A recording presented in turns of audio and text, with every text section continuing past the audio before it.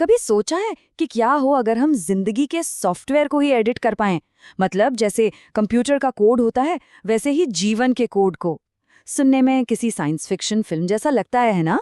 पर यह हकीकत है, और इसी कमाल की टेक्नोलॉजी का नाम है बायोटेक्नोलॉजी। जरा सोचिए, क्या हो अगर हम बीमारियों को जड़ से मिटा सके, या ऐसी फसलें उगाएं जो सूखे में भी लहलहाएं। ये कोई सपना नहीं है, बल्कि वो संभावनाएं हैं जो बायोटेक्नोलॉजी हमारे सामने रख रही है। तो चलिए समझते हैं कि ये सब होता कैसे है। तो सवाल उठता है, आखिर ये बायोटेक्नोलॉजी है क्या भला? देखिए, बहुत सीधे शब्दों में कहें तो इसमें हम जेनेटिकली मॉडिफाइड ऑर्गेनिजम्स, मतलब सूक्ष्मजीव, पौधे, जानवर, इन सब का इस्तेमाल करते हैं। क्यों? ताकि हम बड़े पैमाने पर, इंडस्ट्रियल स्केल पर काम की चीजें बना सकें। ये कुछ ऐसा है जैसे हम नेचर के टूल किट को लेकर उसे अपनी जरूरतों के हिसाब से थोड़ा और बेहतर बना रहे हों।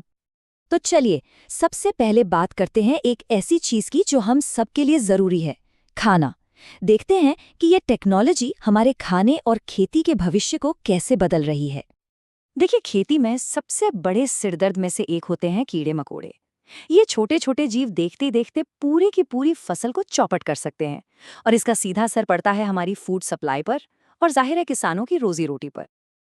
अब जरा इस तस्वीर को देखिए। बाईं तरफ है वो कपास की फसल जिसे कीड़ों ने बर्बाद कर दिया, और दाईं तरफ वो फसल जिसे बायोटेक्नोलॉजी ने बचाया है। फर्क बिल्कुल साफ है ना? यही इस तकनीक की ताकत है। तो फिर बायोटेक ने इसका क्या हल निकाला? हल सच में बहुत कमाल का था। वैज्ञानिकों ने सोचा, क्यों ना ऐसे पौधे बनाएं जो अपना कीटनाशक खुद पैदा करे, मतलब पौधे को ही उसका अपना बॉडीगार्ड बना दिया। और यहीं से कहानी शुरू होती है बीटी कॉटन की। हुआ ये कि वैज्ञानिकों ने एक बैक्टीरिया से एक ऐसा जीन निकाला जो कुछ खास कीड़ों के लिए जहर जैसा काम करता है। फिर इस जीन को उठाकर सीधा कॉटन के पौधे में डाल दिया। अब नतीजा, जैसे ही कोई कीड़ा इस पौधे को खाने की कोशिश करता है, उसके पेट में ये जहर एक्टिवेट हो जाता है और कीड़ा खत्म। कमाल है ना? ये एक तरह से नेचर का अपना ही पेस्टिसाइड है, बहुत ही स्मार्ट और असरदार। अच्छा, ये तो हुई पौधे के ऊपरी हिस्से की बात। अब जरा जमीन के नीचे जड़ों को देखते हैं। बाईं तरफ देखिए, नेमाटोड नाम के कीड़ों ने जड़ों को कैसे तबाह कर दिया है। लेकिन दाईं तरफ की जड़ें एकदम सेहतमंद हैं। ऐसा कैसे हुआ? यहाँ एक और स्मार्ट तकनीक, आरएनए इंटरफेरेंस का इस्तेमाल हुआ है, जो इन कीड़ों को बेअसर कर देती है। आप इसे पौधे का इम्यून सिस्टम बूस्ट करने जैसा समझ सकते हैं। खेती किसानी से आगे बढ़कर अब रुख करते हैं मेडिसिन की दुनिया का, एक ऐसा फील्ड जहां बायोटेक्नोलॉजी ने सचमुच लाखों करोड़ों जिंदगियां बचाई हैं। डायबिटीज के इलाज के लिए इंसुलिन कितना जरूरी है, ये हम सब जानते हैं। लेकिन क्या आप जानते हैं कि दशकों तक इंसुलिन पाने का एकमात्र जरिया सूअर और गायें थीं? जी हाँ, उनके पैनक्रियाज से इंसुलिन निकाला जाता था। अब इसमें दिक्कतें कई थीं। एक तो सप्लाई लिमिटेड थी, और दूसरा, कई मरीजों को इससे एलर्जी भी हो जाती थी। लेकिन फिर बायोटेक्नोलॉजी ने आकर सब कुछ बदल दिया। आज जो इंसुलिन बनता है वो जानवरों से नहीं, बल्कि ई कोलाई जैसे बैक्टीरिया की मदद से बनाया जाता है।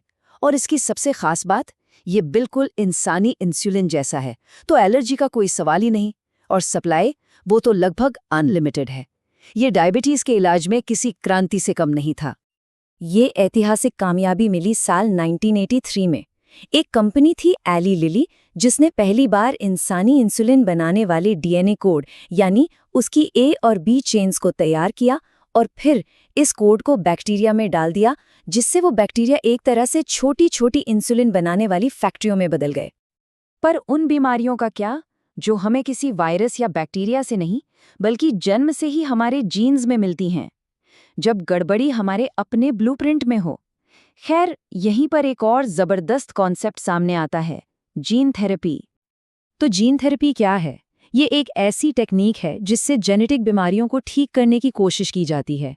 आइडिया बहुत सीधा है। अगर किसी के शरीर में कोई जीन ठीक से काम नहीं कर रहा, तो उसकी जगह एक सही फंक्शनल जीन डाल दिया जाए, ताकि वो उस खराब जीन का काम संभाल सके। मतलब बीमारी को जेनेटिक लेवल पर ही फिक्स करना। इसका पहला सफल इस्तेमाल 1990 में हुआ था।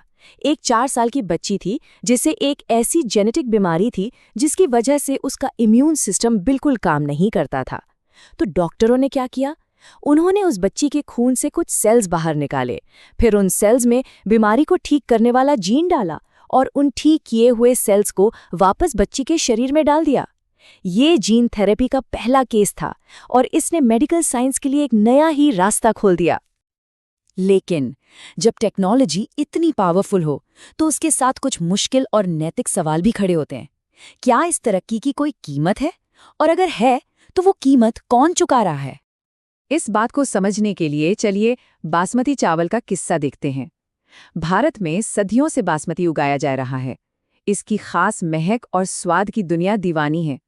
हमारे देश में इसकी 27 से भी ज्यादा किस्में मौजूद हैं, जो पीढ़ियों के ज्ञान और मेहनत का नतीजा हैं। फिर साल 1997 में कुछ ऐसा हुआ जिसने सबको चौंका दिया। एक अमेरिकी कंपनी को बासमती चावल पर पेटेंट मिल गया।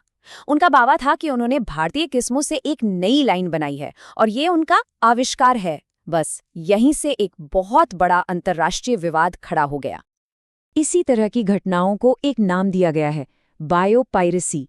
इसका मतलब है जब कोई मल्टीनेशनल कंपनी या संगठन किसी देश के जैविक संसाधनों या वहां के पारंपरिक ज्ञान का इस्तेमाल करे, बिना उस देश या वहां के लोगों की इजाजत के और बिना कोई मुआवजा दिए। सीधे सीधे कहें तो ये एक तरह की बायोलॉजिकल चोरी है।